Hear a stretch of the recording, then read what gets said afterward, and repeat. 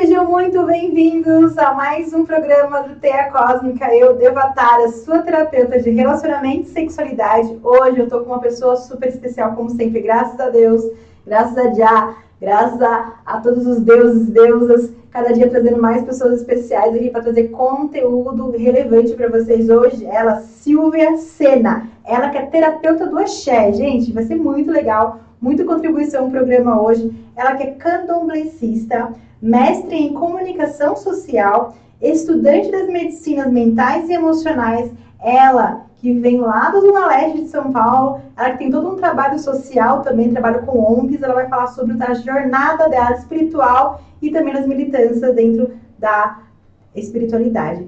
Silvia, seja muito, muito, muito bem-vinda! Muito obrigada, Deva.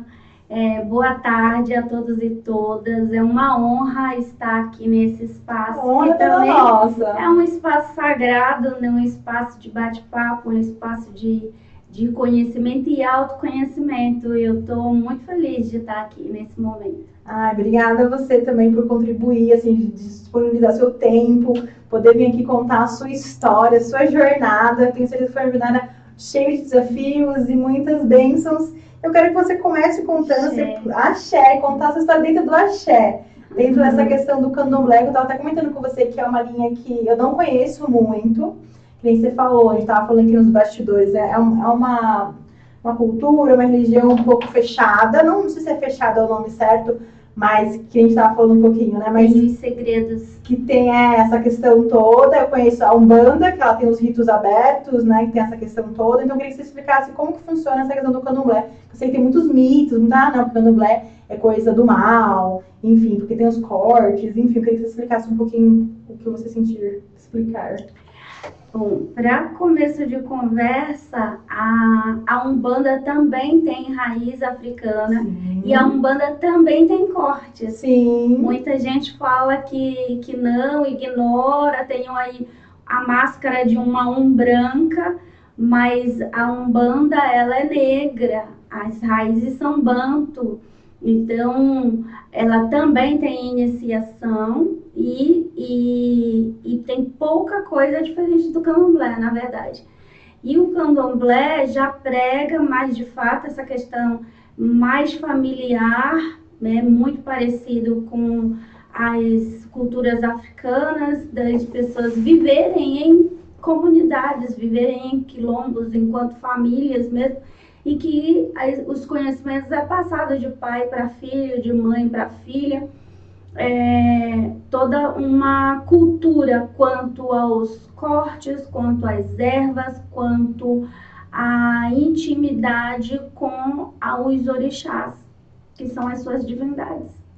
Outra coisa, você falou que essa questão dos orixás, uma diferença também que tem na Umbanda e no Candomblé, é que na Umbanda, assim, me corrija se estiver errado, mas uma vez me explicaram assim, que eu achei que ficou bem didática, que na Umbanda se incorpora mortos, né, ancestrais, pessoas que já tiveram encarnadas.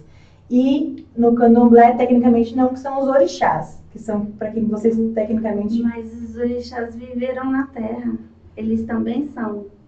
Eles também foram pessoas encarnadas? Sim. Ou eles são só seres? Né? Eles são divindades que não tiveram a vivência humana. Alguns deles têm umas diferenças, que são os irumolés, os orixás da criação. Então, assim, Oxalá não teve vida na Terra, mas Ogum teve vida na Terra, Oxóssi teve vida na Terra, Yansan, Oxum teve vida na Terra. Eles se divinizaram, mas existiu a dinastia de Ogum na Terra. Existiu a cidade de Queto e que Oxóssi foi rei. E essas pessoas, elas são reverenciadas. Eles fizeram tanto feitos que eles se divinizaram, né?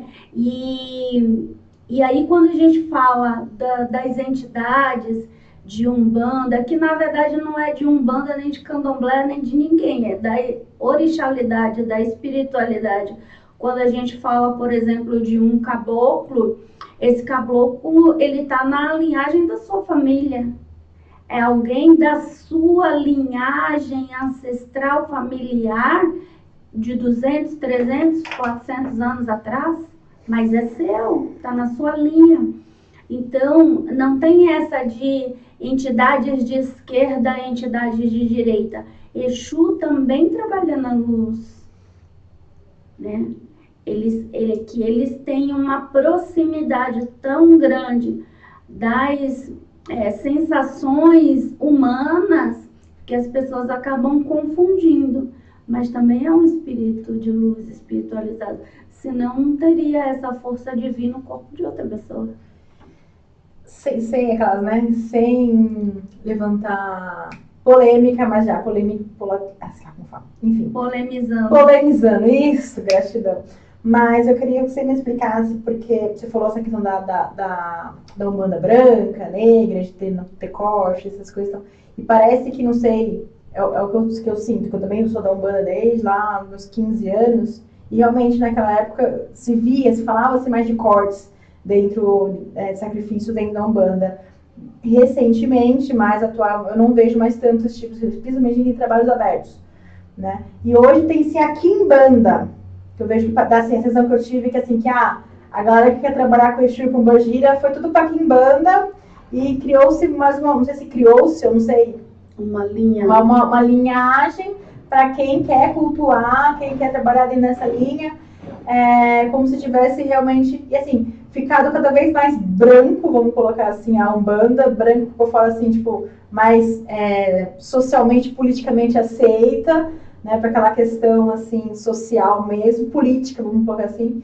Eu queria que você explicasse um pouquinho essa questão, porque é algo que começou desde lá de trás também, um pouco dentro, não sei, uns 20 anos atrás, então eu fico um pouco confusa assim, com esses movimentos. O que existe, na verdade, é um projeto de apagamento da cultura preta, né? A Umbanda, ela sempre foi preta, ela nasceu desde os quilombos, desde as senzalas, na verdade. Essa prática, tudo que é de roda, tudo que é circular, é da cultura preta.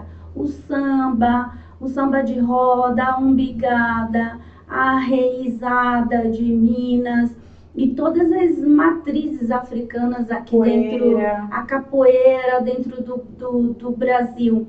A Umbanda existiu lá na década de 70, se não me engano, uma briga grande entre o Tata Tancredo, que foi um sacerdote de Candomblé Banto Angola, que defendia essa questão da Umbanda. Aliás, as oferendas no mar foi provocação dele, foi um chamado dele para a população do Rio de Janeiro para tomar as praias no final do ano com a sua religiosidade. Foi nessa época que foi criada, convocado por ele, e naquela época nem tinha internet. Nem tinha Instagram, Twitter para convocar. Era pelo jornal. E isso se estabeleceu enquanto cultura aqui no país. E aí, nessa época, tinha essa briga aí entre Zélio e Tata, porque ele defendia a Umbanda, que hoje algumas casas são chamadas de Umbanda Omolocô, e prega muito parecido com o Candomblé, iniciação e os ritos e as práticas. E tem a parte que são os seguidores de Zélio, que embranqueceu a Umbanda e colocou toda uma parte aí do cristianismo, do espiritismo, do kardecismo. E vem aí uma galera branca tomando esse espaço e tentando colocar para as periferias, para as margens, as questões dos cortes das entidades de Exu e Pombagira. Exu e Pombagira moram no seu corpo. As entidades moram no seu corpo. Essa manifestação manifestação está na sua linhagem ancestral. Não é de Umbanda, não é de Candomblé, não é de Umbanda, é seu.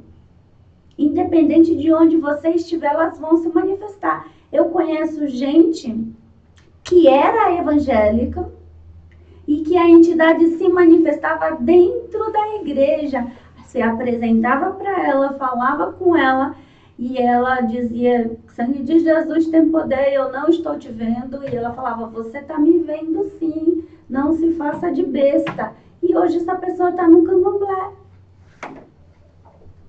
E outra está na Umbanda. Ou seja, não é entidade de Candomblé, não é entidade de Umbanda, é sua, independente de onde você estiver. Então, o que você estava falando, né? A sua ancestralidade, a sua linhagem. Exatamente. São seus ancestrais, de uma certa forma, direta ou indiretamente, que tá ali querendo trabalhar, ou querendo se manifestar, te guiar de uma certa forma, através da manifestação. Essa manifestação necessariamente precisa ser uma incorporação. Não. Né? Que nem você falou, pode ser através de um assovio, de uma conversinha, de uma intuição. Eu tô sentindo aqui, não sei o que, sabe? Exatamente. Aquela coisa, aquele sentimento que você fala, nossa, lembrei aqui, talvez. Sim. Hoje, o que tem mais crescido é das pessoas que dão ouvidos à sua espiritualidade e que essa espiritualidade faz a sua guiança. A própria entidade te fala o que você tem que fazer, como você tem que fazer. E isso não quer dizer que você é um boneco, uma marionete que está vivendo uma outra vida. Não é a sua vida, mas ninguém veio aqui a passeio.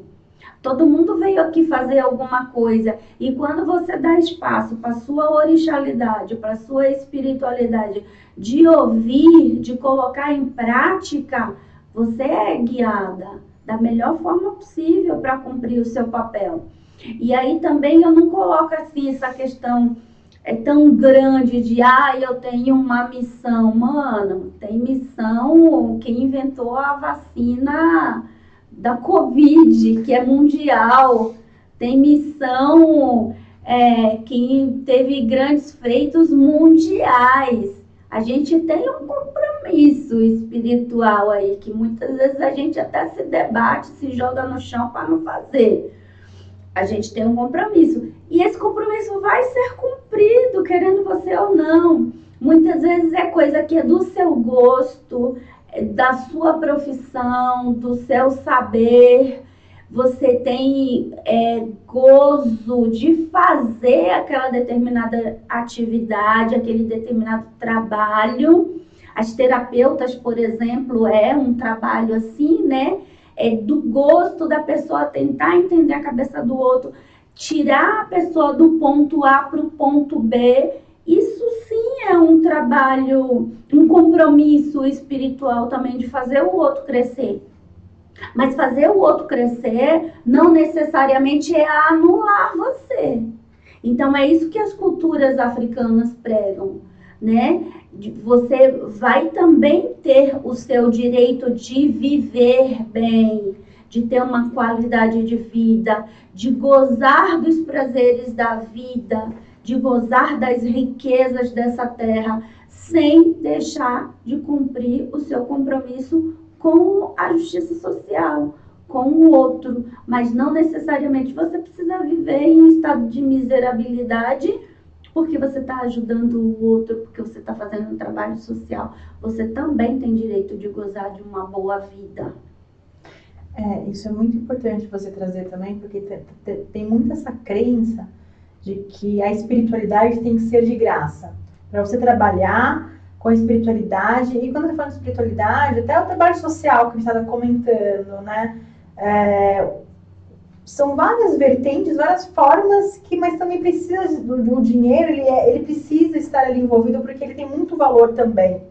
É diferente quando a gente escolhe trabalhar em ajudar o próximo, não significa que as nossas necessidades não tem mais necessidade. Como a gente continua tendo a nossa necessidade, mas a gente escolhe que o nosso serviço, nossa contribuição seja além do nosso umbigo, vamos colocar assim, que a nossa necessidade não está acima do outro, tá ali, a gente precisa só equilibrar, né? Eu vejo muito essa questão. Eu queria que você falasse também sobre essa questão do preconceito, essa questão que a gente vê muito tacando fogo em casas, em terreiros, em situações. A gente está vindo agora, entrando na quaresma, pós-carnaval, que sempre tem muito essa questão, porque tem muitas manifestações, né, no caso, manifestações culturais, e esse carnaval, pelo pouco que eu vi, teve sempre, como sempre tem, né, mas esse ano teve bastante também, e muita gente reclamando, falando, julgando, criticando, e eu queria saber como que você lida com isso, como que você combate de uma forma assim, eu falo que o preconceito é a falta do conhecimento e do respeito, né? De você não conseguir respeitar a diversidade. Não significa que eu tenho uma outra fé, que seja católico, evangélico, seja qual for a sua linha, mas que você tenha que respeitar a diversidade, né? Então, acho que é nesse lugar. Eu já diria que é uma intolerância, e essa intolerância não é necessariamente a religião preta, porque os brancos querem tomar esse espaço e tomam esse espaço e bebem dessa fonte também. Total. A questão é o racismo contra tudo que é preto, contra o corpo preto. A questão do racismo é que algumas cabeças pequenas entendem que um corpo preto não tem direito de gozar da vida. Parece que veio aqui para carregar pedra, para trabalhar, para servir, né? Não ver como uma pessoa humana. Então, a briga do movimento preto toda é por direito à dignidade, direito de viver. Assim como você tem o direito de gozar de uma boa vida, um corpo preto também tem o direito de gozar de uma boa vida. Mas a gente vem aí de uma história de escravização de quase 400 anos, né? Mais de 300 anos, em que os pretos foram jogados para as margens da sociedade e que foram construindo essas periferias, sem direito à terra. A gente tinha lei, imagina que no Brasil existia lei onde um corpo preto não podia ter terra no seu nome, não podia frequentar uma escola, absurdo, não podia ter dinheiro no banco. Em 1830, no Rio de Janeiro, existia uma lei onde o preto não podia usar sapato. Cara, isso é tão absurdo. E se for pensar em questão de tempo cronológico, a gente está falando de 100 e poucos anos atrás. Exatamente. De 2 gerações atrás da nossa. Exatamente. Então, assim, eu fico assim, indignada quando eu ouço pessoas falando não racismo, que não existe racismo, ou que, enfim, que não vale nem a pena falar, mas que é uma briga tão assim insana, mas que se a gente não falar sobre isso, vai continuar sendo reproduzido. Sim. Porque não tem consciência da dor que é, como você falou, né? Que não é igual. Não é igual. Não é igual, não partimos do mesmo ponto.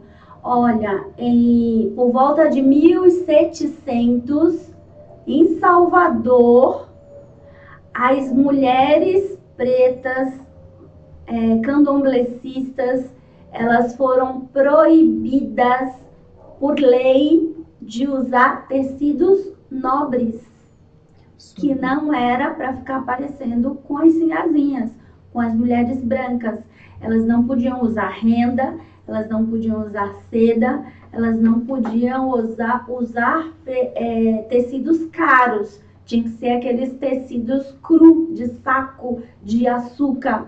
E aí, nessa época, as escravas de ganhos que já estavam ali abrindo seus quilombos, suas casas de candomblé, elas se revoltaram e disseram: aqui dentro do meu ilê, eu sou a rainha, eu mando. Então aqui as minhas entidades vão usar os tecidos que elas quiserem. E essa vestimenta de baiana não é africana.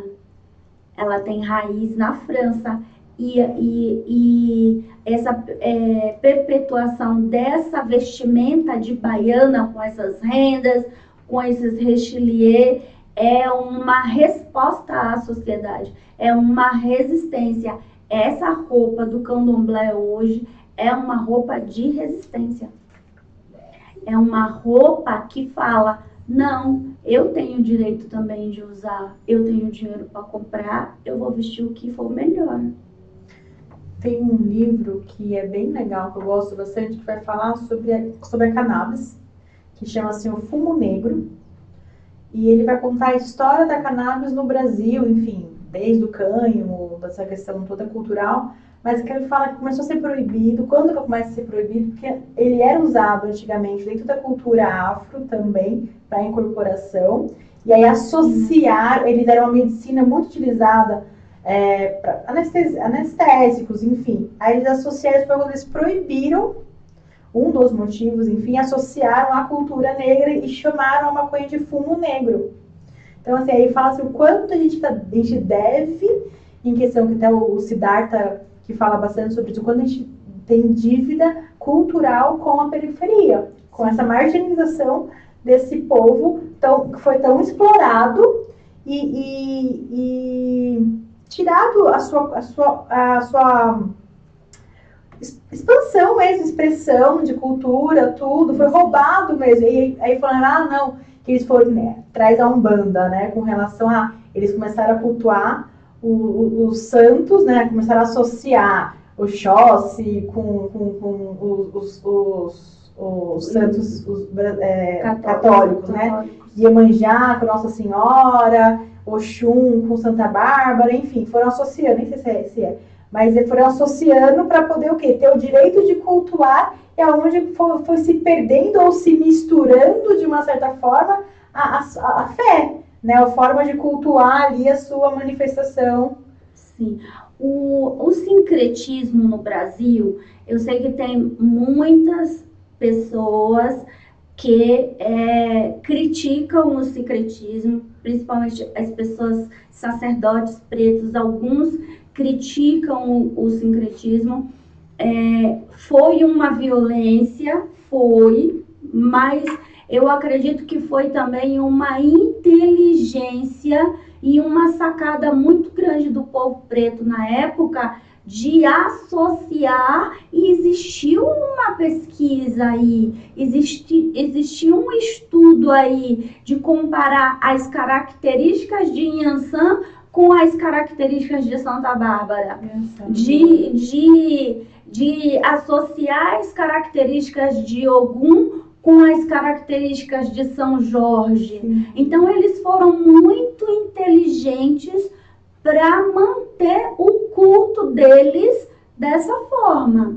Agora, a partir da década de 70, quando Mãe Estela de Oxóssi, do Opofunjá, falou na ONU mundialmente, foi que teve a possibilidade de separar o calendário da religião candomblecista com o calendário da religião cristã católica.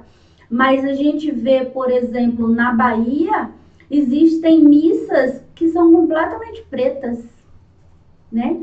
As missas da Igreja do Nosso Senhor do Bonfim, os ritos que se tem lá, né? Que as baianas vão vestidas de baiana, que os padres são completamente decoloniais, né? E também em Minas também tem muito dessas misturas desse sincretismo muito preto, né? Em São Paulo tem na Penha uma missa que se não me engano, não vou lembrar agora, mas fala que dos santos, dos homens pretos, alguma coisa assim, não lembro agora. Mas o rito religioso é preto, é completamente preto, né? Então, assim, existe um projeto de apagamento e muitas pessoas que hoje conseguiram chegar no ensino superior, que alcançaram uma graduação, um mestrado, um doutorado, estão voltando para pesquisar a sua cultura preta e com isso um resgate da sua própria ancestralidade. E aí colocar isso em sociedade, né? Total. E eu vejo isso também, é muito importante você falar sobre essa questão dos direitos, de buscar a sua cultura, buscar a sua origem e tirar essa questão do apagamento cultural do negro. E você também trabalha numa ONG, eu queria que você falasse um pouquinho sobre esse seu trabalho com relação aos jovens aprendizes, né, e das formações que você falou, né, inclusive tem essa questão social e histórica que você dá para eles também. Eu tenho uma amiga, inclusive ela vai vir aqui em breve, dia 15, se não me engano, que ela dá uma mentoria para jovens negros, para eles poderem não perder as suas raízes e se identificarem como negros. Mas é lindo o trabalho dela, depois eu vou querer te apresentar, ela trabalha numa ONG também. E como é importante isso, porque eu falo isso, tem um nome específico, eu não vou saber falar, ela sabe, ela me orienta, que, por exemplo, meu pai era negro porque ele já faleceu, mas ele não se denominava negro, porque ele veio de uma família branca, ele foi o filho bastardo da empregada, aquela coisa, né? Não se reconhece. E não se reconhece. Então, assim, você por xingar meu pai, digo tudo foi nome, mas não falava que ele era preto, que aí era assim, sabe aquela coisa que aí entra no racismo velado. Sim. E meu pai era extremamente racista, no sentido de preconceituoso, tipo assim, você não pode dar aquela pessoa é preta. Eu ficava olhando assim, tipo, eu ficava na minha cabeça, isso, você é de que cor, né? Você não podia falar, senão eu já apanhava. Então eu cresci meio sem entender direito esse movimento, mas sempre tive muito assim, envolvido na cultura, sendo que fui pra Umbanda, sempre gostei muito todo esse movimento, mas já dentro da minha família já tinha essa distorção muito grande, né? Então, o quanto é importante de você reconectar com a sua história. Sim. O meu trabalho na ONG, eu tenho uma trajetória muito grande de ONGs, né? No terceiro setor, voluntariado, também de trabalho, já tive carteira assinada no terceiro setor, trabalhei para ONGs. Hoje eu dou aula em uma ONG desde 2012. Eu parei aí na pandemia por causa do mestrado também. Na verdade, eu parei em 2018 e retornei o ano passado, 2024. Que é uma ONG que trabalha com jovens aprendizes da periferia. E a sua maioria são descendentes pretos, ou são pretos ou são descendentes pretos de famílias com pouco recurso. E a ONG tem essa sensibilidade, não é o carro-chefe deles. O carro-chefe deles é tornar esse jovem dar a formação para o mercado de trabalho, mas eles trabalham essa questão da cultura africana, da história africana, trabalha a cultura, trabalha a questão da identidade, né? Se reconhecer, porque eu conheço pessoas que se reconheceram, se viram enquanto pessoas pretas depois dos 30 anos. Exatamente, é esse o trabalho que ela desenvolve, porque tem uma certa, acho que da mesma forma que meu pai tinha, uma vergonha de ser preto, não por ser preto, mas pela sociedade exatamente a bagagem te coloca. Eu tinha uma amiga também na faculdade que eu perguntava pra ela, era negra e tal, não sei o quê. Tipo, uma vez eu perguntei pra ela se ela tinha sofrido racismo, como que era pra ela, porque eu acho que ela era a única negra da sala. Eu sempre fui muito desbocada de perguntar, né? E ela falou que ela nunca tinha sofrido racismo. Eu falei assim, gente, é sério? Aí onde que entra um outro lugar onde a pessoa normatiza certos comportamentos também, não entende aquilo como preconceito. Sim, muita gente não reconhece e aí passa uma vida velada. Como assim? E às vezes sofre porque não entende que o comportamento do outro foi racista, né? Então, assim, como que uma pessoa chega numa faixa etária aí de 20, 30, 40 anos e nunca sofreu racismo no Brasil, tendo corpo preto? Na verdade, isso é culpa do Gilberto Freire, né? Do Casagrande Senzala, de dizer que aqui se vivia numa harmonia. Dizia-se que o preto sabia o seu lugar, né? E qual é o lugar do preto? Da subalternidade. Enquanto você não causa, enquanto você não traz problemas, você é uma preta de alma branca, né? E aí você passa batido. Eu sempre fui briguenta, eu já nasci com a espada na mão, porque eu não fui pro candomblé, eu nasci no candomblé. Meu pai era babalorixá, então eu já nasci numa casa que trabalhava as questões africanas, religiosidade africana. E toda pessoa que a gente recebia tinha um corpo marginalizado, seja ele por ser preto, seja ele por ser uma mulher que na época era usada e jogada fora. Então, meu pai, a casa dos meus pais já tinham essa conotação de acolher mulher, de receber mulher e de encaminhar essa mulher, fazer com que essa mulher tivesse um trabalho, fazer com que essa mulher fosse autônoma. A minha mãe foi parteira. A minha mãe teve a honra e divina de receber pelas mãos dela 100 crianças. 100 crianças, né? E eu queria que você falasse mais um pouquinho também com esse trabalho com as mulheres. Você também tem um trabalho, você trabalha dentro das suas terapias. Que você explicasse um pouquinho mais também a abordagem, como que você atua. Mas esse trabalho com o feminino, que a gente estava falando, como que é esse trabalho na periferia, qual que é esse acolhimento, que a gente estava falando, que tem muito essa questão dos relacionamentos abusivos, da questão das violências, tanto a violência sexual quanto a violência de gênero mesmo, de não conseguir trabalho porque não tem com quem deixar os filhos, o abandono do marido, enfim, ou mãe solo mesmo, chega nem a desenvolver um relacionamento com a pessoa, mas engravida. Às vezes, a própria gestação é de origem de uma violência. Então, são muitas situações que, querendo ou não, exatamente, tem casos que a gente está até conversando bastante, que é um caso que eu atendo bastante, mulheres que foram expulsas de casa porque eram abusadas desde o padrasto, e a mãe, por falta de... Eu nem julgo essa mãe também, porque devido à situação emocional, acaba optando ou em ficar com a renda, com aquele marido, com aquele homem provedor, e acaba colocando a criança, que muitas vezes é uma criança de 15 anos, é uma criança ainda, para fora de casa. Então, muitos casos que eu atendo também têm dessa origem. Então, assim, qual que é esse trabalho que você desenvolve? Qual é a linhagem? Como que você desenvolve?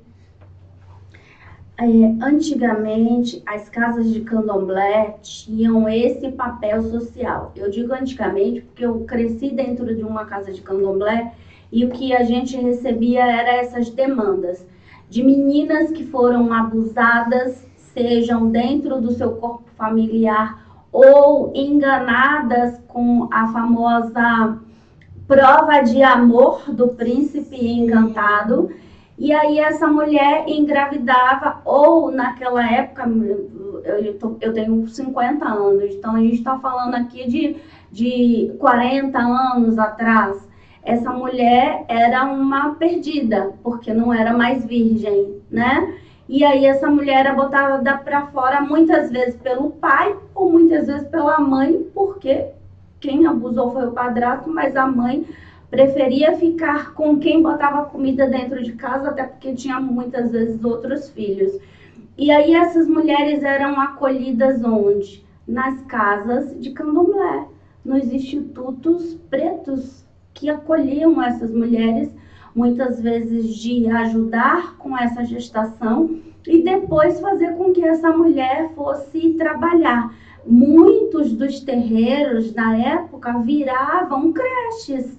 Muitos terreiros, principalmente da Bahia, que é o contexto que eu nasci e que parte da a minha pesquisa também, os terreiros viraram escolas para alfabetizar os filhos das mulheres que frequentavam as casas de candomblé.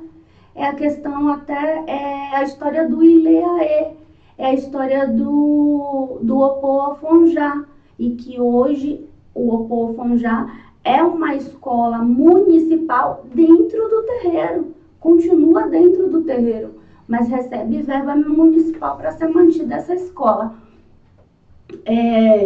E a gente, enquanto mulher, ainda traz essas marcas no Brasil, porque a gente cresceu ouvindo histórias de príncipes, ouvindo histórias da Disney em que essa mulher vem ser salva. Sim. E aí, hoje tem mulher aí de 30, 40, 50 anos que ainda espera o seu príncipe para salvar. Essa mulher que muitas vezes já tem formação, que tem sua própria casa, que tem sua profissão, mas só se acha validada ao lado de uma figura masculina. A gente tá engatinhando, eu falo ainda, nessa desmistificação dos relacionamentos. Eu sou terapeuta de relacionamento e sexualidade, amo o que eu faço, mas tem essa desromantização do relacionamento.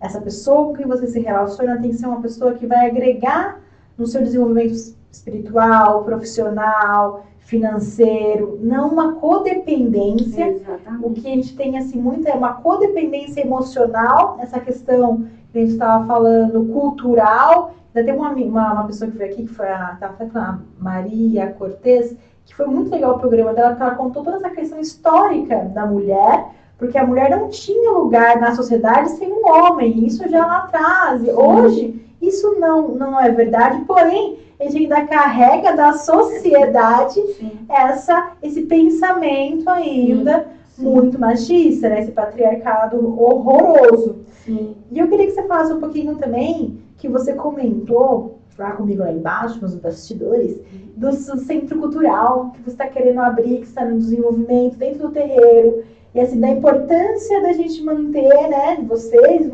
né, manter essa cultura, passar para frente, né, eu queria que você falasse sobre esse projeto.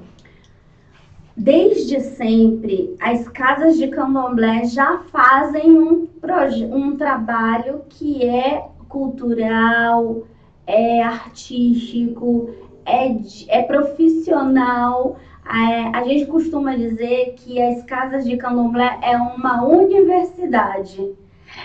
Quem quer consegue aprender a fazer as vestes, as comidas, então tem culinária, a dança, então tem movimentação artística, o canto também é uma produção artística. Canto artesanato, né? Artesanato. Então, eu acredito que aí de uns 15 anos para cá, eu vejo que os terreiros perderam meio que esse trabalho, sabe? Na verdade, assim, eu acho que perderam e tem alguns aqui que estão abrindo os olhos aí de 2, 3 anos agora, tá abrindo os olhos para isso, porque na década de 90, e eu fui professora de administração de projetos sociais pela Universidade Paulista durante muito tempo, que atendia a população, o entorno, e ia muitas pessoas para saber como montar projeto, escrever projeto e entrar via Lei Rouanet. Muitas comunidades buscavam isso para criar projetos para ajudar a população no entorno e as casas de candomblé já deveriam fazer isso. Eu defendo a ideia de que todo terreiro, seja ele de candomblé, de umbanda, seja uma ONG que pegue projetos culturais, entre em editais e tragam esses movimentos para a sua comunidade. E aí você vai ter recursos para desenvolver os projetos artísticos, culturais, profissionalizantes e movimentar a economia criativa. Então, assim, de 2019 para cá, e até muitas casas que eu fui visitar por causa do meu mestrado, porque o meu mestrado é contação de histórias pretas. Lindo. E parte dos valores do chão de terreiro que é pregado através dos itãs, que são as histórias dos orixás.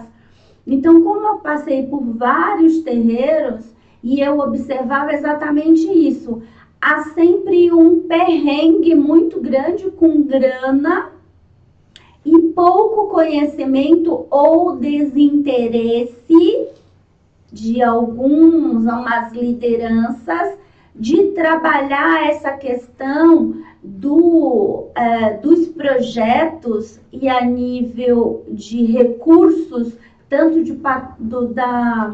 do patrocinador empresarial quanto governamental, e movimentar essa comunidade, fazer essa comunidade crescer e dar conhecimento para esses filhos ascenderem. E aí a gente vê muitas casas de candomblé onde os pais, mães vivem da mensalidade dos filhos e muitas vezes esses filhos são trabalhadores braçais, faxineiras, porteiros, serventes de pedreiros, e essa liderança poderia estar fazendo um trabalho melhor. Alguns fazem, alguns não vivem disso. O meu pai de santo não vive de mensalidade. O meu pai de santo não vive de jogo de búzios.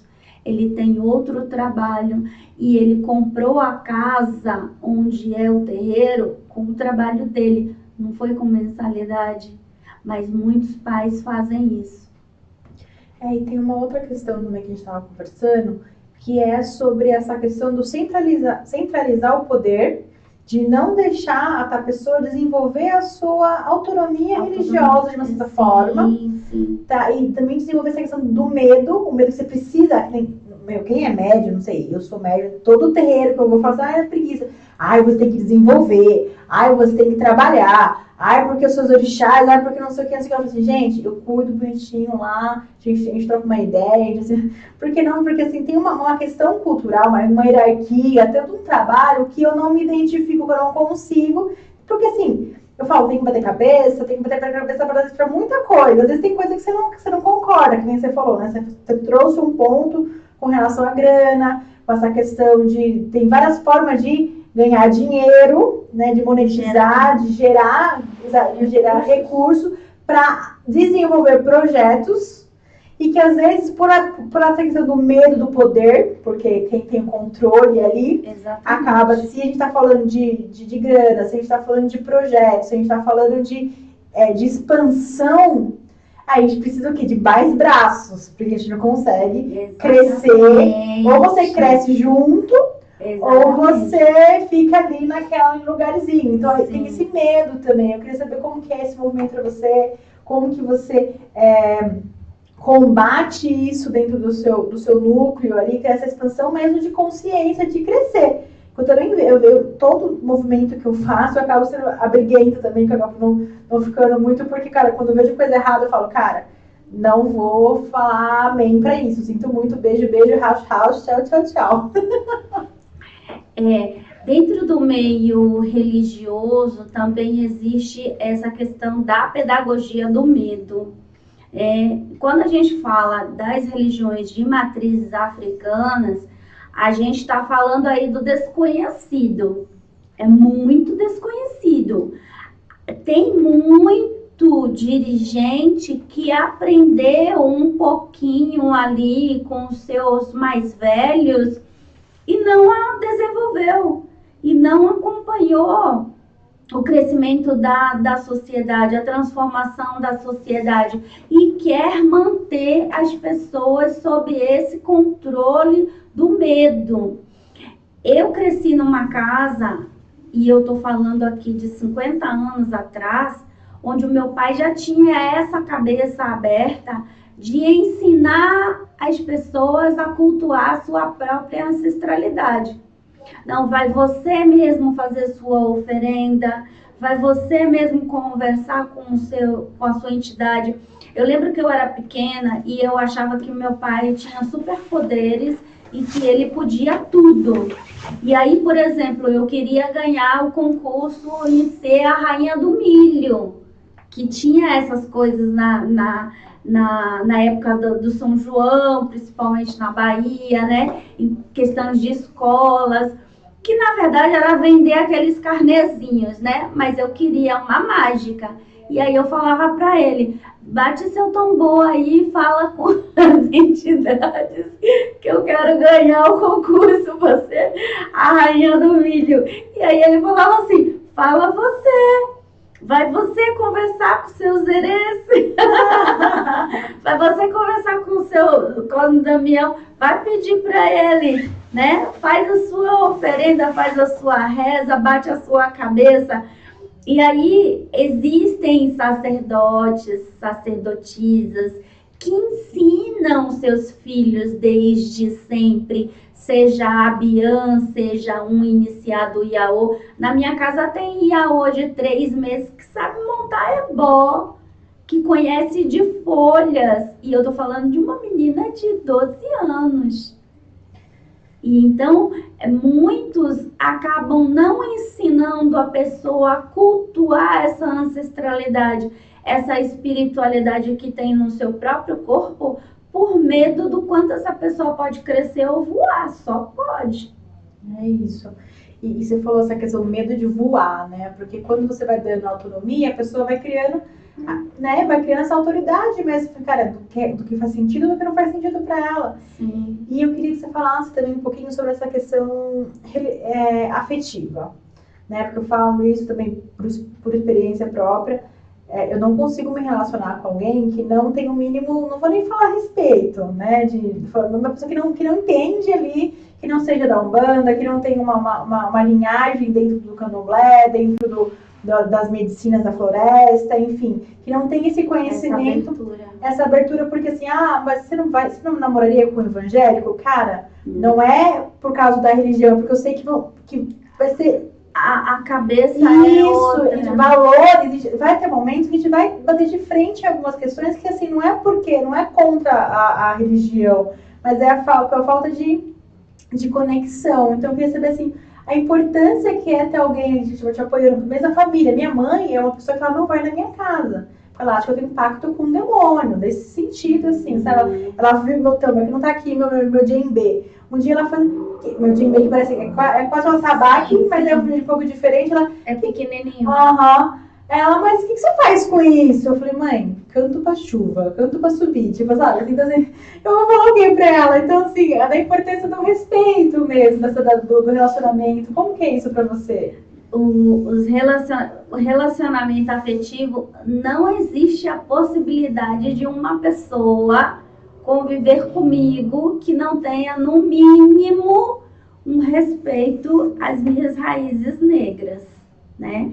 Então, a pessoa precisa ter, no mínimo, uma consciência racial, uma consciência de classe, né? Principalmente falando aqui no contexto de Brasil, e ser, no mínimo, simpatizante às raízes de matrizes africanas, porque senão não tem cabimento. Não existe essa compatibilidade, né? Na verdade, assim, existem cabeças e cabeças, né? A minha avó, uma das minhas avós, ela, nos últimos anos de vida, foi evangélica, mas ela não interferia na vida de ninguém. Aliás, o meu pai foi um babalorixá. Eu nasci, o meu pai já era babalorixá. E ele nunca impediu que a gente seguisse sua própria espiritualidade. Então, dentro da minha casa, um irmão foi budista, um irmão foi testemunha de Jeová, uma irmã católica, uma irmã evangélica. Eu, candomblecista, nascida e iniciada ainda criança, bebê, eu passei muito tempo frequentando uma religião indiana. Eu acredito que eu tive um nascimento na Índia. Então eu tenho muito da religiosidade indiana enquanto praticante mesmo de meditação. Então eu me vejo como uma estudante yogini e eu fiz essa prática da meditação por mais de 10 anos, sabe? Tenho japamala, faço a reza com japamala também. Os meus fios de conta sempre usei. Não é que eu pratico a outra religião, mas eu uso da meditação. E, aliás, tem muita coisa da cultura indiana que está ou é da cultura africana e está na cultura indiana. Na verdade, é da africana e está na indiana, porque tudo nasceu no continente africano, né? Então, são os povos originários, né? Que eles iam caminhando, né? Os nômades também, né? Então, a questão da sacralização do alimento, da limpeza do corpo, do que você coloca para dentro e o que você coloca para fora. Então, toda essa junção do que é sagrado e profano da cultura indiana também é da cultura africana. E eu reconheço muito isso. A questão das cores, a questão da expressão corporal, né? A questão da limpeza do corpo e da pureza dos alimentos. Perfeito. Eu queria que você falasse um pouquinho também sobre essa questão do seu trabalho, das medicinas com os caboclos, com essa linha das ervas, essa linha, como que você trabalha, porque assim, eu falo que a gente está num momento mega tecnológico, né? Muita tecnologia, as IAs da vida aí, e eu vejo cada vez mais tendo essa força do resgate mesmo, né? Ver os óleos essenciais que estão super bombando hoje em dia, que nada mais é do que a extração das plantas, né? Exatamente. E essa reza mesmo, né? E, enfim, como que você trabalha, como que é a sua linha de desenvolvimento com esse trabalho? Eu me reconheci terapeuta a partir de um nascimento dentro do candomblé. Dentro do candomblé existe esse trabalho com as plantas, com as ervas, com as raízes. Existe uma fala, um provérbio africano que é Kossi-Owe, Kossi-Orixá. Sem folha não tem orixá. Então, sem folha não tem a divindade, a divinidade da coisa. E aí, a partir dessa vivência, desse conhecimento, eu sempre busquei a questão das terapias, as terapias alternativas. E aí, a minha caminhada foi de sempre buscar essa questão da ciência com a questão das medicinas ancestrais, que os caboclos, que são os orixás da nossa terra, Brasil, né? Eles, assim como os povos africanos, são povos da terra, né? Do cultivo do alimento da terra, da caça, das águas que fluem, dos rios que correm, da natureza ao dispor dessa medicina que você extrai da natureza para o seu bem viver. E aí eu fui estudando, vivenciando um lado e estudando outros. Então, as pessoas falam muito aí dos óleos essenciais. Óleo essencial é caríssimo, minha gente. A gente pode usar da erva. E quanto mais você faz o uso dessa erva, mais você está absorvendo dessa extração dos óleos essenciais, né? Óleo essencial hoje não é acessível para todo mundo. A gente vê aí um óleo essencial de 5 ml, 70, 100 reais, Sim. né? E sendo que as pessoas podem aprender a usar a erva in natura. E eu sempre falo para as mulheres que se consultam comigo você tem uma farmácia na sua cozinha. Sim. Você tem canela, você tem cravo, você tem tomilho, você tem alecrim, você tem louro. Você tem uma riqueza na sua cozinha. E você pode fazer daí os extratos de ervas. Daí você extrai os chás, as beberagens, os emplastos, os anti-inflamatórios. Gengibre é uma raiz poderosíssima, é um anti-inflamatório, é um antibiótico natural.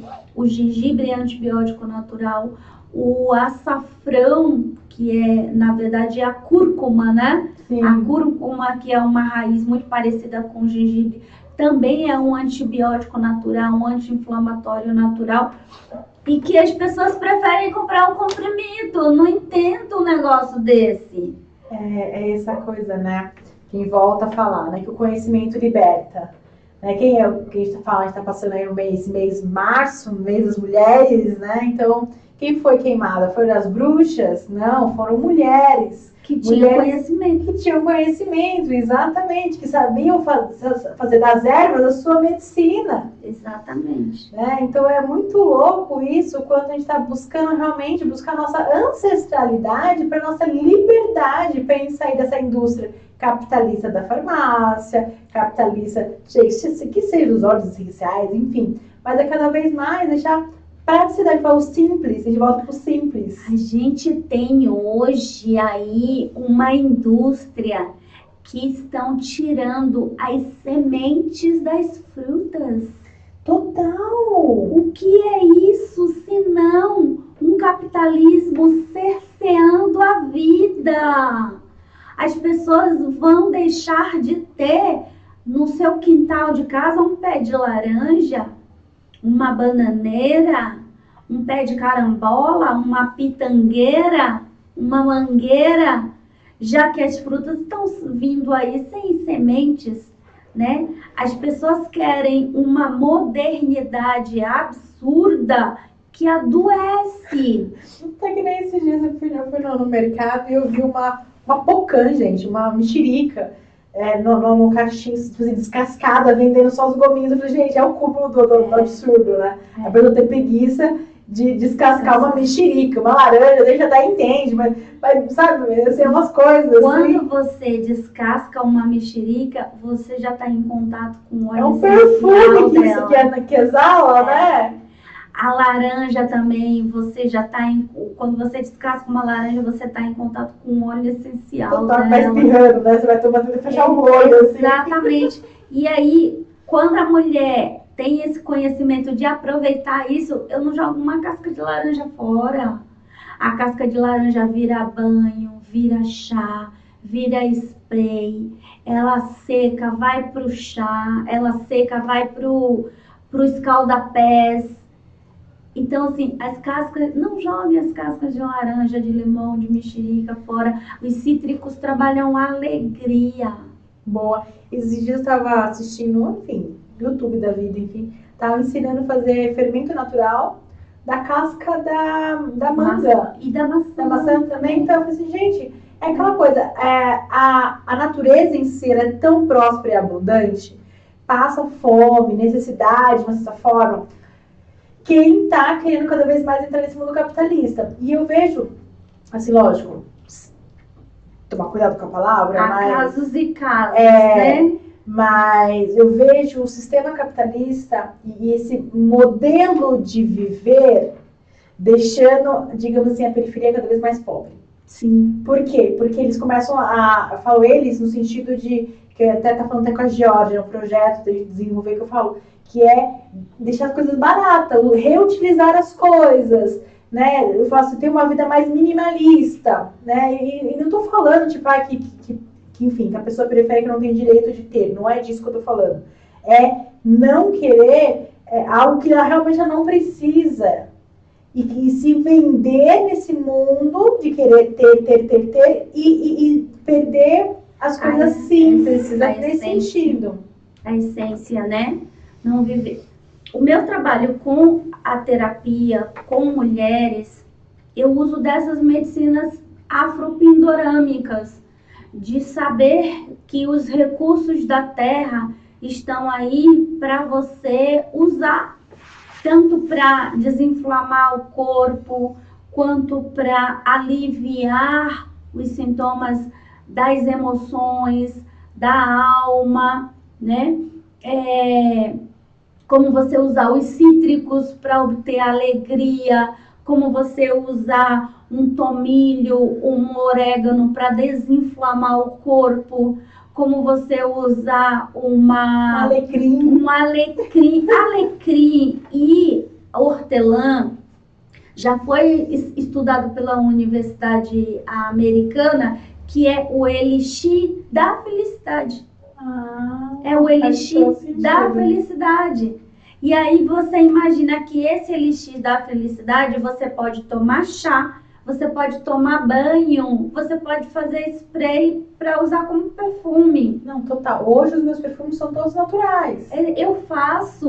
Eu já fiz muito para vender aí, porque eu nessa caminhada da vida eu fui fazendo diversos cursos para o meu uso e depois eu me descobri terapeuta, porque eu já estava ajudando uma, outra. E aí eu fui fazendo outros cursos de terapia mesmo, aí dentro da psicologia cognitivo-comportamental. Legal. Eu trabalho com isso, de fazer com que as pessoas tenham esse acesso ao seu descobrir a sua essência, entrar num processo de consciência, expansão, se reconhecer, se descobrir. E isso a partir tanto da psicologia, da terapia cognitivo-comportamental, onde eu trabalho com os exercícios de psicoeducação, né? Legal. Que é de você se autoconhecer. Também sou estudante de psicanálise. Legal. E aí todos os recursos que vêm das culturas afropindorâmicas, da aromoterapia, da fitoenergética, da fitoterapia, e de todo esses recursos da natureza que você pode usar para cura do corpo físico e do corpo mental e do corpo espiritual, porque tem as ervas também que é para desenvolver o seu espiritual, né? Tem os alimentos que é para você desenvolver o seu espiritual. Algumas culturas como Japão, Tibete, Índia, tem muito dessa alimentação que te deixa leve. E a alimentação que deixa o seu corpo leve, deixa a sua cabeça leve. Deixa a sua cabeça em paz. Porque a gente está vivendo, eu falo assim, a gente está vivendo uma sociedade doente. E a gente cada vez está mais se adoecendo pela boca, pelas coisas que a gente come, pelas coisas que a gente fala, pelas coisas que a gente assiste, né? Muita, assim, essa questão dopamina, muita dopamina rápida, aquela coisa de dopamina barata, e cada vez deixando esse corpo cada vez mais inflamado mesmo, né? Sim. Eu queria que você explicasse mais, você começou explicando e tal, mas eu queria que você explicasse um pouco mais do seu trabalho dentro da terapia do axé. Quem é a pessoa, por exemplo, assim, qual o problema que, por exemplo, se eu tivesse, eu vou procurar a Silvia, sabe? Eu queria entender um pouquinho, para as pessoas assim, que estão em casa entender, nossa, eu acho que vou procurar a Silvia, sabe? Assim, quais são as feridas, quais são as dores que você trabalha dentro da sua terapia? Eu recebo muito as mulheres com a dor do amor. É clássico, a dor do coração. A dor do coração partido, ou de um relacionamento tóxico, a pessoa está acompanhada, mas está se sentindo ali abusada e muitas vezes nem reconhece que está sendo abusada. Mas eu vou levar essa mulher para o autoconhecimento. Então, assim, o meu tripé é autoconhecimento, autonomia emocional e autonomia financeira. Total, faz todo sentido. Eu trabalho com essa tríade. Então, assim, muitas vezes essa mulher está bem empregada. Essa mulher tem autonomia financeira, mas ela não tem autonomia emocional. E ela não se conhece, né? E aí, nesse não se conhecer e não ter autonomia emocional, ela se envolve com relacionamentos abusivos. É onde muitas vezes essa mulher acaba sustentando esse masculino para ser validada com esse masculino doentio ao seu lado. Muitas vezes esse masculino não serve nem para o sexo, mas está sendo mantido ali por causa de uma dependência emocional. Então, o que as mulheres que chegam para mim, chegam mais dessa forma. Tem as mulheres que chegam querendo só se conhecer, tem as mulheres que chegam querendo saúde, e aí toda essa parte de aprender a se cuidar com as ervas, com a aromoterapia, com um resgate de ancestralidade com uma constelação sistêmica, legal, né? E com o autoconhecimento tanto das ancestralidade, do conhecimento dessa cultura afro-pindorâmica, quanto da ciência convencional, que é a psicologia, a psicanálise, né? Com esses recursos de autoconhecimento. Então, essa mulher que está se sentindo cansada, que está se sentindo triste, que está se sentindo depressiva, né? Eu faço uma prática de oráculo-terapia. legal. Essa oráculo-terapia, parte inicial pode ser de um jogo de tarô, pode ser de um jogo de baralho, pode ser de um jogo de conchas, que o jogo de conchas usa da numerologia africana, né? Porque os odus não são propriedades do candomblé. As pessoas pretas têm o direito de saber dos odus enquanto numerologia africana, e existe sim uma numerologia africana diferente da numerologia convencional, né?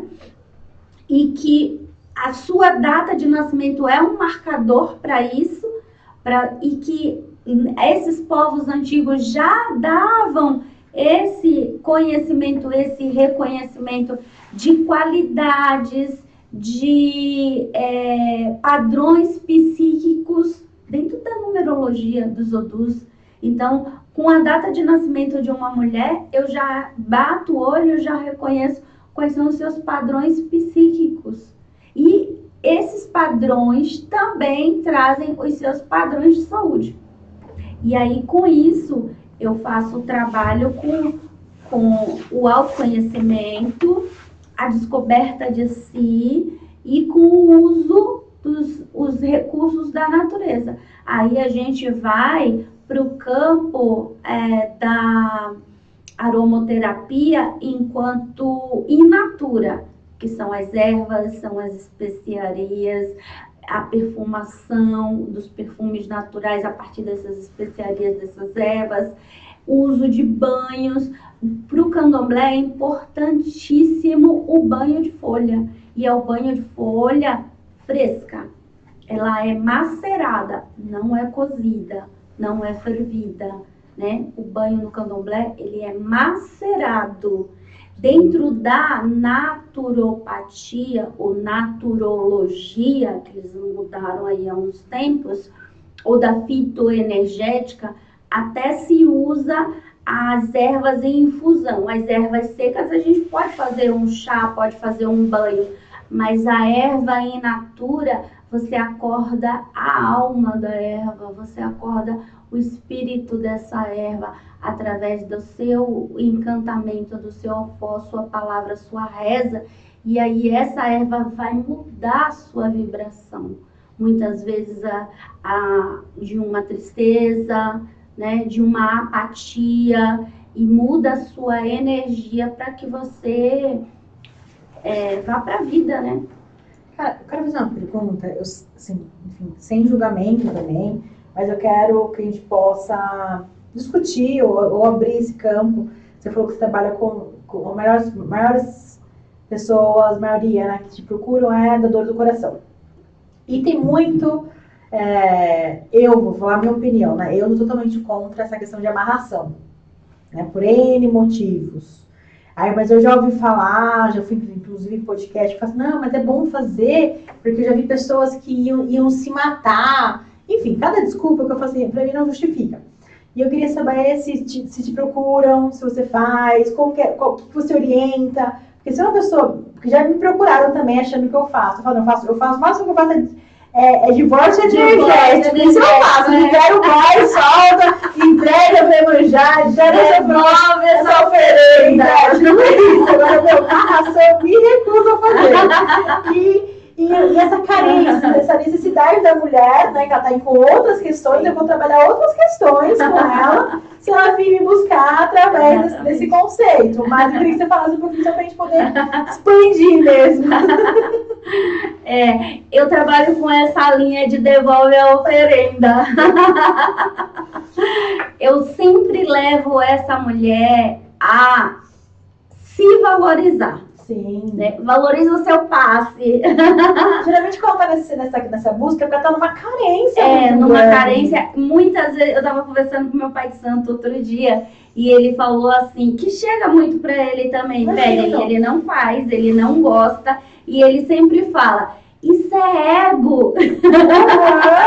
Na maioria das vezes é ego. E é verdade. Não é amor, não é apego, é ego. Então, assim, quando você leva essa pessoa para ela entrar num processo de autoestima, de revalorização, ela vai deixar de ter esse ego, porque o foco é ela. Uhum. E aí tem uma outra questão que é dentro da energia, que eu friso muito isso, quando você trabalha você, né? Quando o foco é você brilha. Você não vai precisar fazer amarração de Jurandir nenhum. Boa. Né? Você vai atrair e você vai escolher. Eu sempre falo que assim, as pessoas precisam aprender a viver o arquétipo, a essência, a energia de Oxum. Oxum é aquela orixá que não dá o braço a torcer para relacionamento nenhum. Ela não é aquela que corre atrás de homem. O homem corre atrás dela e ela escolhe qual é o homem que ela quer. E isso é com a sua própria energia, a sua sensualidade. Porque não adianta nada você fazer uma amarração, mas por dentro você não exalar essa energia, porque vai ser temporário. E quando você trabalha essa energia de dentro para fora, você atrai exatamente aquilo que está no seu caminho, né? Então, se você vibra amor, você vai receber amor. Se você vibra apego, você vai receber um Jurandir da vida para se apegar. Sim. E para abusar de você, né? Isso, eu percebo muito isso também. Porque aquela coisa, você para amarrar a pessoa, ela vai vir do jeito com todos os defeitos que ela tem, né? Aí às vezes a pessoa passa por situações de abuso, violência.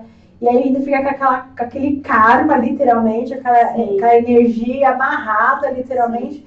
E não faz sentido nenhum. Se a pessoa não quer ficar com você, qual seja o motivo dela, solta. Exatamente. E solta e vai cuidar de você. Fala, vai cuidar do jardim, né? Que o jardim brilha, né? Exatamente. Eu, ao longo da minha vida, eu fiz muitos feitiços. Eu faço muito feitiço. Mas falo que a prática do feitiço é para você.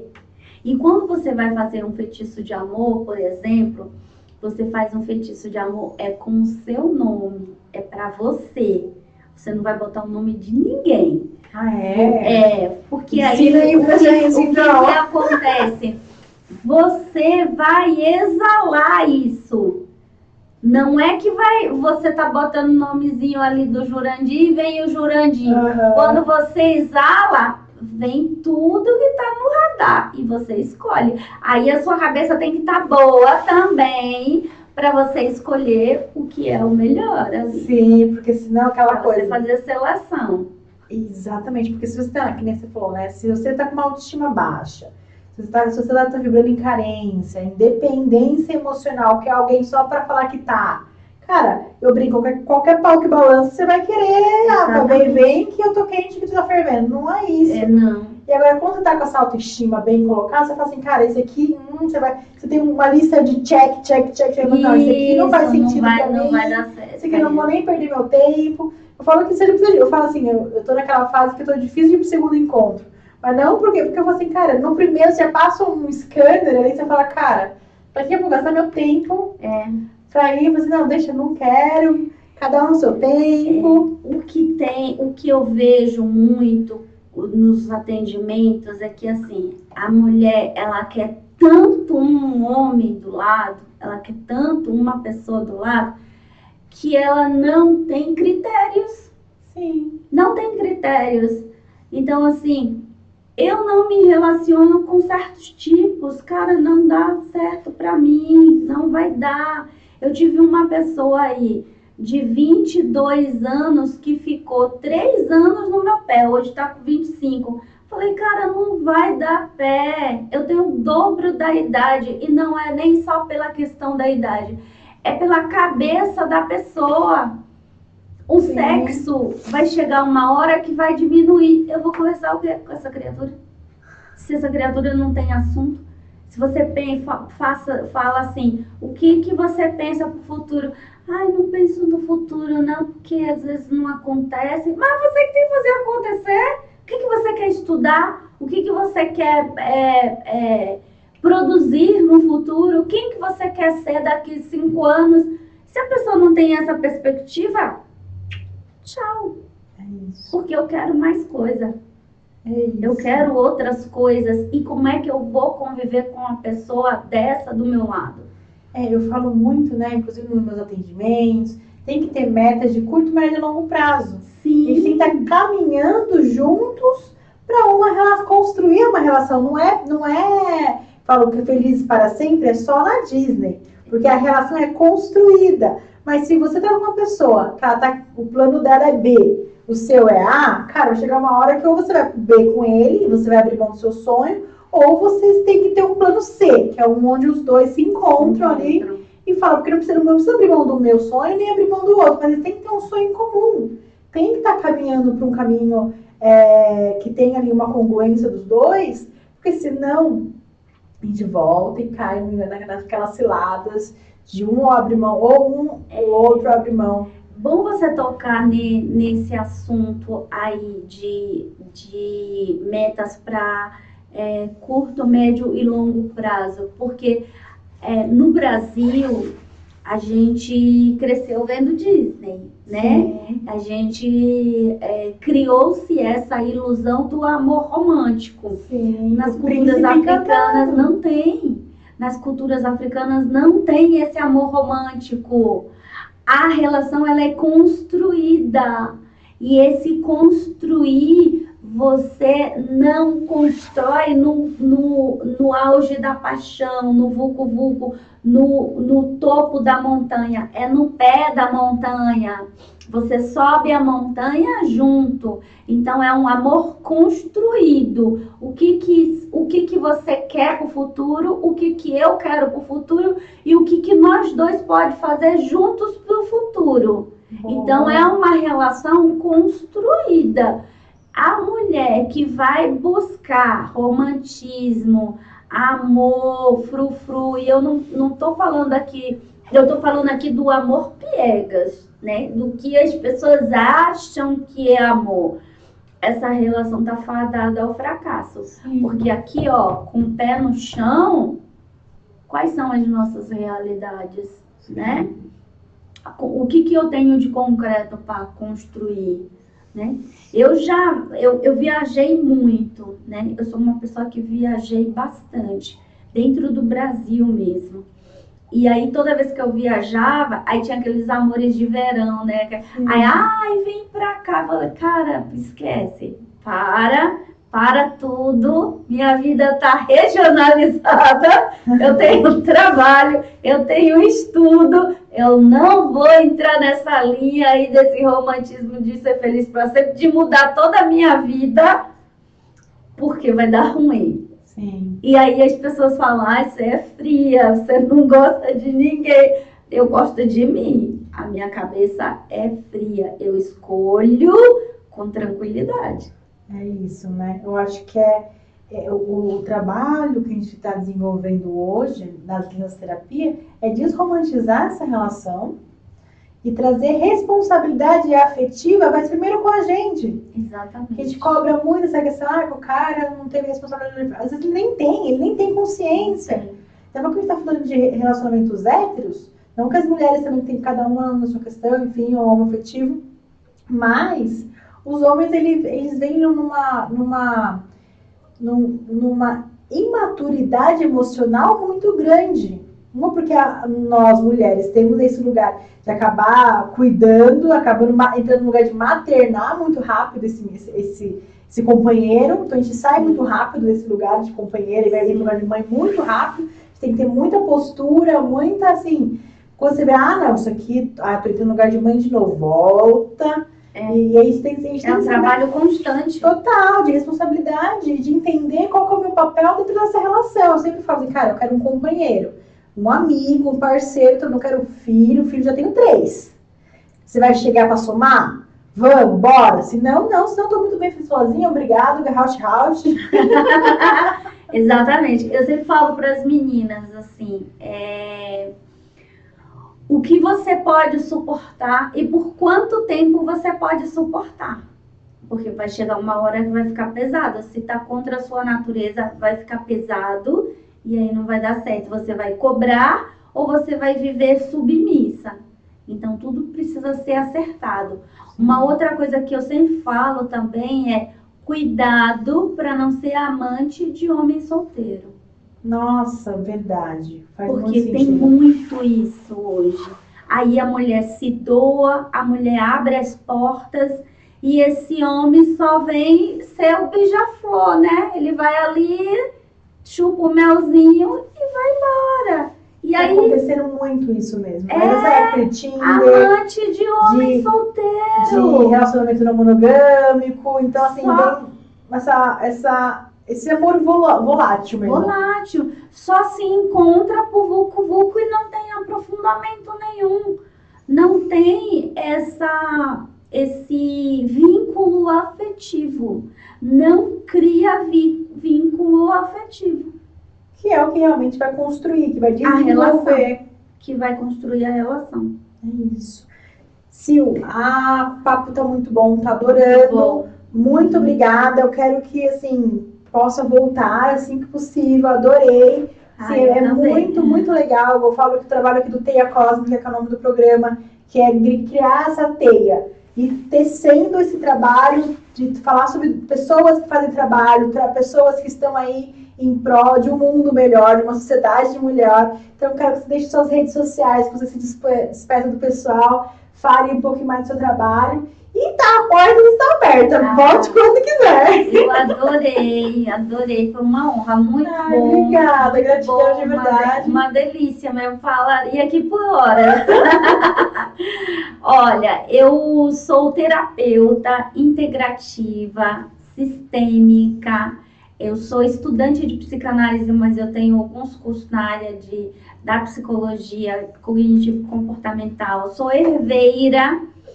E aí eu trabalho com terapias de mulheres. Eu sou reikiana, sou mestre em reiki, então também eu aplico reiki, faço constelação sistêmica e atendo como terapeuta. Terapeuta para diversos fins. O que você quer construir para o seu futuro ou a relação que você quer construir ou a sua saúde de corpo, mente, autoconhecimento e ancestralidade. Também sou oráculo terapeuta, então um jogo de conchas, um jogo de tarô. Aliás, eu trabalho com o tarô da criança interior, que trabalha com uma linha de psicanálise aí, de resgate do inconsciente através dos contos de fadas. Eu dou cursos, eu tô com 2 cursos abertos. Legal. Então, no dia 15 de março, tem uma vivência, uma imersão na Casa Solares, na Zona Norte. Tá tudo explicadinho nas minhas redes sociais. E no dia 29 também tem um curso de culinária de terreiro, onde você vai aprender a fazer a oferenda para o seu orixá. Esse é lá no Centro Cultural Odé Carelê, na Zona Leste, que é dentro da Casa de Candomblé. A minha rede social é Silvia Sena Eked. Eked é um cargo sacerdotal dentro do Candomblé, dado para mulheres. A gente nasce Eked porque é uma mãe escolhida pelo orixá. Então é aquela que cuida, é aquela que ensina. Eked é isso. Então, por isso que a minha rede social é Silvia Sena Eked, no YouTube, no Facebook e no Instagram. Muito obrigada, que a gente possa conversar outras vezes, porque tem muito pano para manga ainda. É isso, vai ter muito assunto, concordo com você. Muito feliz, gratidão novamente por ter vindo, ter disponibilizado seu tempo. Gente, é isso, segue a gente, segue ela, eu vou deixar aqui embaixo o Instagram dela, o meu Instagram. E, como sempre, eu esqueci, né, mas gente, segue, curte, compartilha, manda para aquelas pessoas que ainda tem muita dúvida, que tem ainda muito preconceito, que é só assim, só com conceitos, com opiniões, expandindo a consciência, dando informações que a gente vai conseguir tornar esse mundo cada vez melhor. Beijos!